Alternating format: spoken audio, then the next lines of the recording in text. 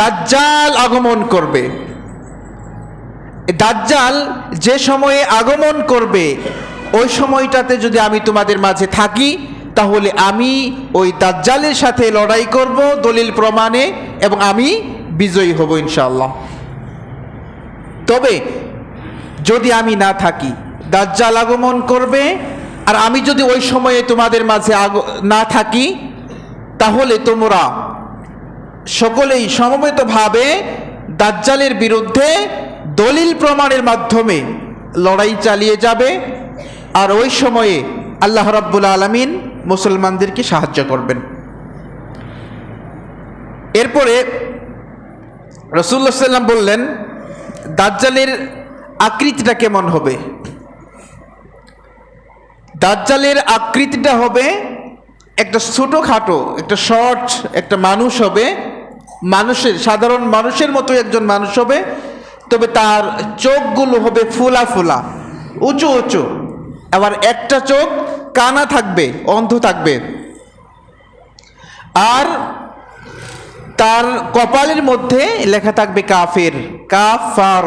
এই কাফের লেখাটা সমস্ত মুমিনরাই জানতে পারবে, যারা শিক্ষিত, যারা শিক্ষিত না, আক্ষরিক জ্ঞান যাদের আছে এবং যাদের নাই, সকলেই ওই দিন ওই দাজ্জালের কপালে কাফার, এই কাফের লেখাটা সকলেই বুঝতে পারবে।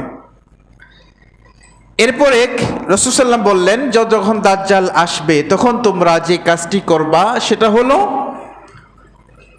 সূরাতুল কাহাফের প্রথম থেকে বেশি বেশি তেলাওয়াত করবা, এবং এই সূরা কাহাফের প্রথম আয়াতগুলো, বিশেষ করে প্রথম 10টি আয়াত এখনো সব সময় বেশি বেশি পড়ার ব্যাপারে রাসূল সাল্লাল্লাহু আলাইহি ওয়াসাল্লাম উৎসাহিত করেছেন।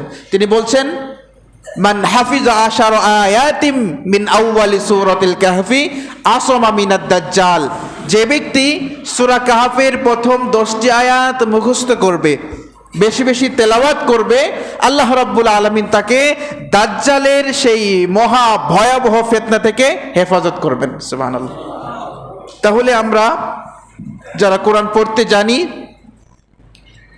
সবাই সূরা কাহফের প্রথম দিকে বেশি বেশি তেলাওয়াত করব, এবং সূরা কাহফের আরো অনেক ফজিলত রয়েছে। আজকে উক্ত বিষয়টি নিয়ে আলোচনা করব বিধায় সেদিকে যাচ্ছি না।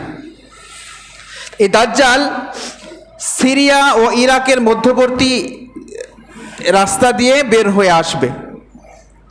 সিরিয়া এবং ইরাকের মধ্যবর্তী একটা রাস্তা দিয়ে বের হয়ে আসবে। আসার সময় চতুর্দিকের এলাকাগুলোকে একদম ধ্বংস করে আসবে, ধ্বংসলীলা চালিয়ে আসবে। যেমনভাবে মহাসমুদ্রের মধ্যে উত্তাল তরঙ্গ উঠিত হয়ে বিশাল ঘূর্ণিঝড়ের মতো, সিরর, আইলা, নার্গিসের মতো এই মহা ঘূর্ণিঝড়গুলো হওয়ার ফলে সমুদ্রের আশেপাশের এলাকাগুলোকে একদম ধ্বংস করে দেয়, একদম তছরুফ করে দেয়, ঠিক তেমনিভাবে ওই সিরিয়া এবং ইরাকের মধ্যবর্তী রাস্তা দিয়ে যখন দাজ্জাল আগমন করবে তখনও আশেপাশের এলাকাগুলোকে একদম ধ্বংসলীলা চালিয়ে দেবে, ধ্বংস করতে করতে আসবে। সে পৃথিবীর বুকে 40 দিন অবস্থান করবে। খুব বেশি দিন হায়াত নিয়ে আসবে না, মাত্র 40 দিন সে এই পৃথিবীর বুকে অবস্থান করবে, থাকবে। তবে এই 40 দিনের প্রথম দিনটা হবে 1 বৎসরের সমান। একটু মনোযোগ দিয়ে শুনবেন, আশা করি ভালো লাগবে, এবং এই বিষয়গুলো আমাদের সকলের জানা দরকার। কারণ এই দাজ্জালের সম্পর্কে যতগুলো হাদিস বর্ণিত হয়েছে সবগুলো হাদিসই প্রায় মুতাওয়াতির সূত্রে বর্ণিত হয়েছে। মুতাওয়াতির মানে এমন হাদিস যেটার ব্যাপারে সন্দেহের কোনো অবকাশ নেই। তো এই 40 দিনের প্রথম দিনটি হবে 1 বৎসরের সমান, দ্বিতীয় দিনটা হবে 1 মাসের সমান, আর তৃতীয় দিনটি হবে 1 সপ্তাহের সমান। এর পরের দিনগুলো স্বাভাবিক দিনের মতোই হবে। অতঃপর সাহাবীরা রাসূলুল্লাহ সাল্লাল্লাহু আলাইহি ওয়াসাল্লামকে জিজ্ঞেস করলেন যে এই যে প্রথম দিন, দ্বিতীয় দিন, তৃতীয় দিন 1 বছর, 1 মাস, 1 সপ্তাহের সমান হবে, তো ওই দিনগুলোতে কি একদিনের সলাতি আমাদের জন্য যথেষ্ট হবে? একদিনে যে 5 ওয়াক্ত সলাত আদায় করি, তো ওই দিনেও কি আমরা এই 5 ওয়াক্ত সলাতি আদায় করব? রাসূল সাল্লাল্লাহু আলাইহি ওয়াসাল্লাম বললেন যে না, তোমরা 24 ঘন্টা হিসাব করে 5 ওয়াক্ত সালাত আদায় করবা। আমরা 24 ঘন্টায় 5 ওয়াক্ত সালাত আদায় করি না? ঠিক ওই দিনেও সময় হিসাব করে করে 24 ঘন্টায় বা একদিনে 5 ওয়াক্ত সালাত আদায় করতে হবে।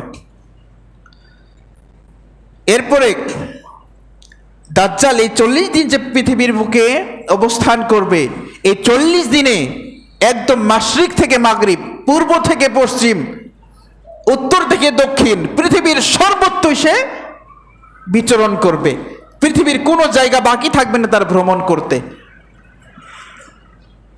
শুধুমাত্র মক্কা এবং মদিনার ভিতরে সে প্রবেশ করতে পারবে না।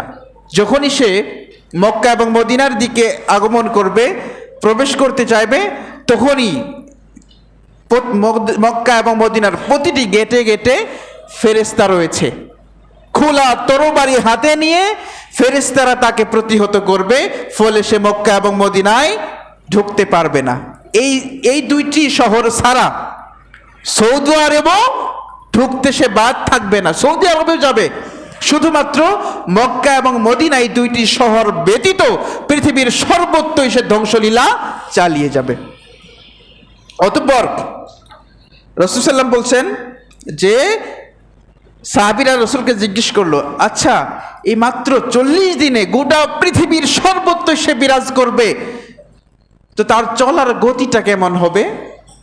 তখন রাসূল সাল্লাল্লাহু আলাইহি ওয়াসাল্লাম বললেন যে তার চলার গতিটা এত দ্রুতগামী হবে, এত দ্রুত চলবে সে, যেমন ভাবে মেঘমালার পিছনে দ্রুতগামী বায়ু থাকে। যেমন মেঘমালা দেখি মুহূর্তের মধ্যেই এক পাশ থেকে ওপাশে চলে গিয়েছে, তার পিছনে কি থাকে? শক্তিশালী বায়ু থাকে, বাতাস থাকে। এই বাতাসটা ওই মেঘমালাকে উড়িয়ে নিয়ে যায়। ঠিক তেমনই ভাবে দাজ্জালও মুহূর্তের মধ্যেই এক প্রান্ত থেকে অপর প্রান্তে দ্রুত ছুটে চলবে। এরপর রাসূল সাল্লাল্লাহু আলাইহি ওয়াসাল্লাম বলছেন তার সাথে দুইটা জিনিস থাকবে, সেটা আমি জানি। মাআহু নাহরান, দাজ্জালের সাথে দুইটা নদী থাকবে, নহর থাকবে দুইটা।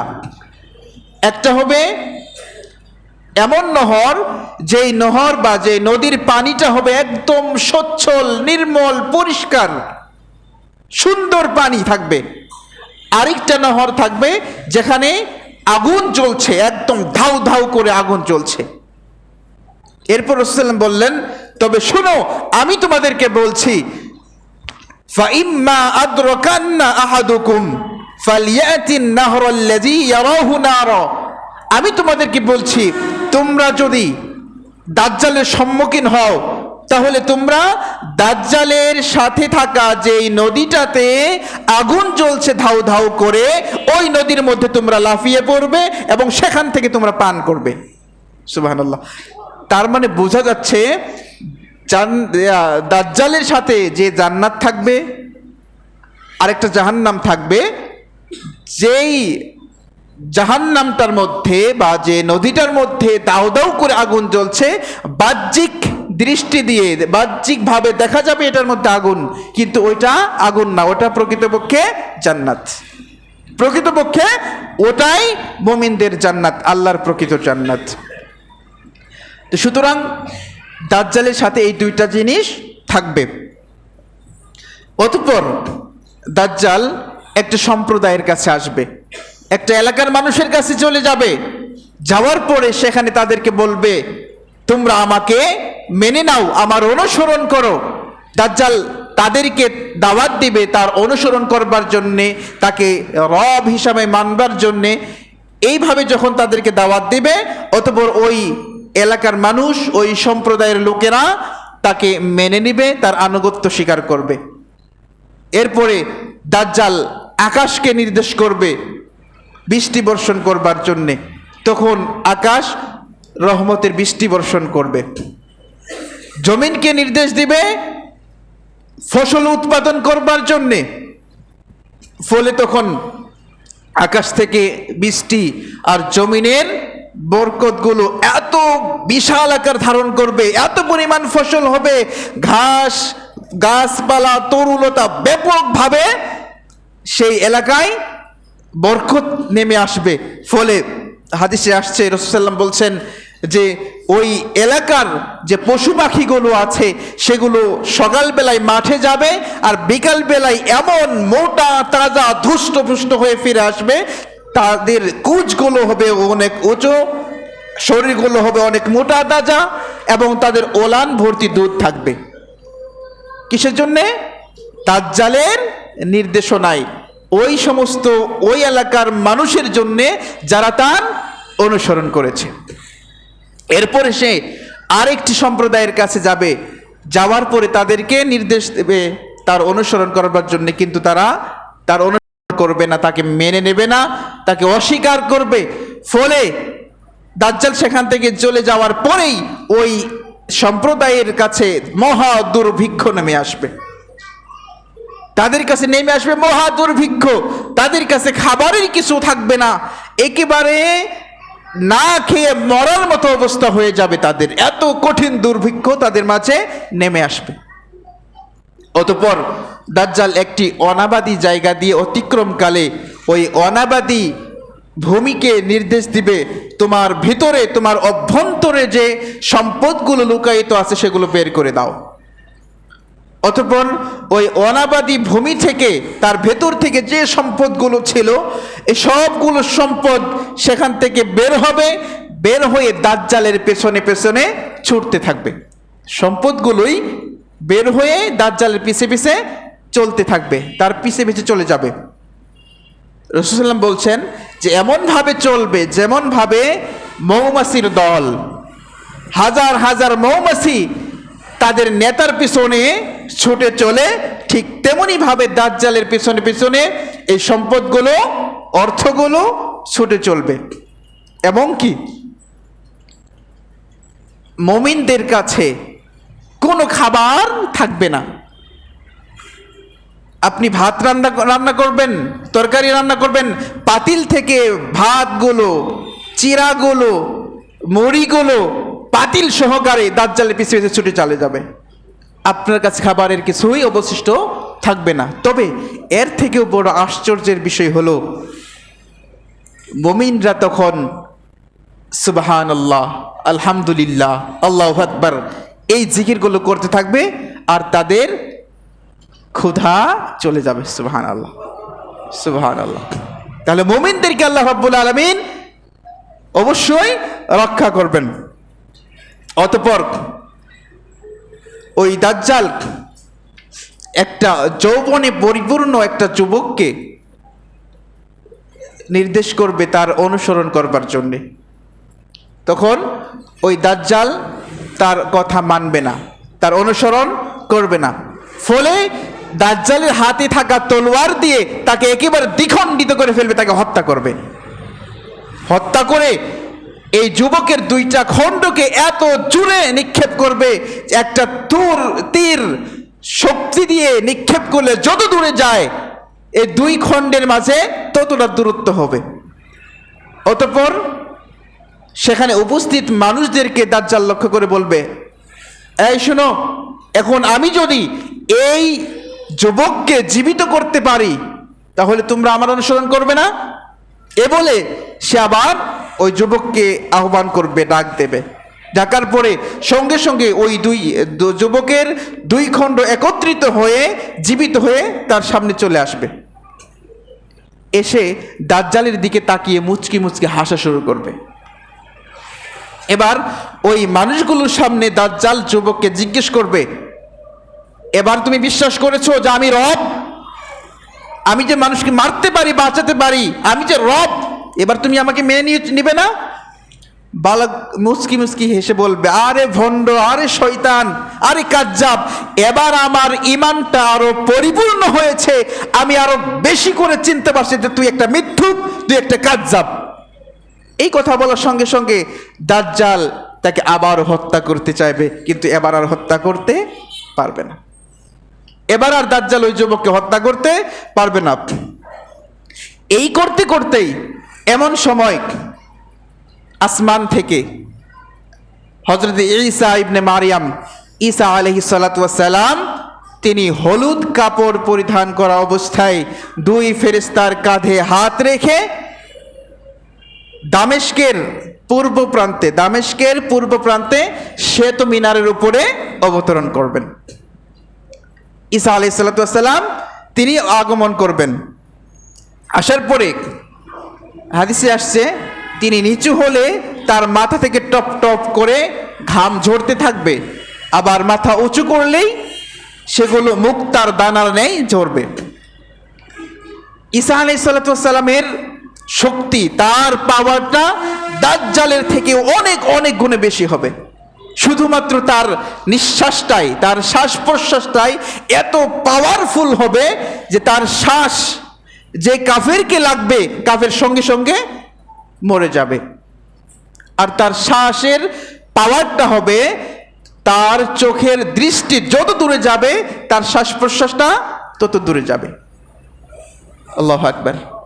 তাহলে এই হাদিসটা যদি আমরা বাস্তবতার সাথে, বর্তমান আধুনিক যুগের সাথে মিলাই, তাহলে দেখা যায় যে বর্তমান সময়ে যদি আমরা যুদ্ধগুলি দেখতে চাই, যেমন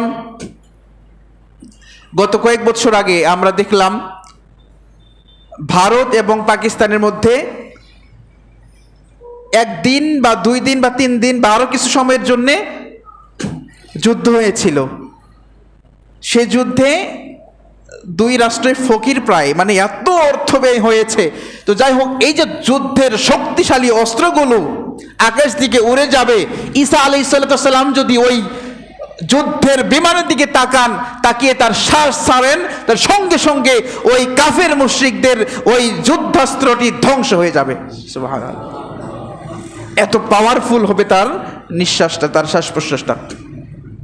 এরপরেই ঈসা আলাইহিস সালাম তিনি দাজ্জালকে খুঁজতে থাকবেন। খুঁজতে খুঁজতে তিনি বাইতুল মুকাদ্দাস, বর্তমান জেরুজালেমে অবস্থিত বাইতুল মুকাদ্দাসের যে গেটগুলো রয়েছে, অনেকগুলো গেট বা দরজা রয়েছে, সেই গেট বা দরজার একটি দরজার নাম হচ্ছে লুদ। এই বাইতুল মুকাদ্দাসের লুদ নামক গেটের সামনে তিনি দাজ্জালকে পাবেন। তো ঈসা আলাইহিস সালামকে দেখা মাত্রই দাজ্জাল লবণের মতো গলতে থাকবে। লবণ যেমন একটু পানি পেলে গলতে থাকে, ঠিক তেমনি ভাবে দাজ্জাল ঈসা আলাইহিস সালামকে দেখে লবণের মতো গলতে থাকবে। গলে শেষই হয়ে চলে যেত, কিন্তু ঈসা আলাইহিস সালাম তাকে গলে শেষ হতে দেবেন না, এর মধ্যে তিনি তাকে তরবারিতে হত্যা করবেন এবং ওই তরবারিতে রক্ত লেগে থাকবে, তিনি সেটা মানুষকে দেখাবেন। তাহলে এই দাজ্জাল এটা এতটাই ভয়ানক হবে, ঈসা আলাইহিস সালাম তাকে হত্যা করবেন।